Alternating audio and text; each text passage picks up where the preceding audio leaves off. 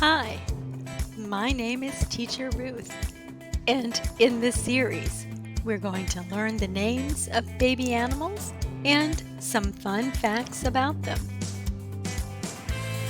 Ready to get started? Let's go. Chick. Chick. A baby chicken is called a chick. Can you say chick?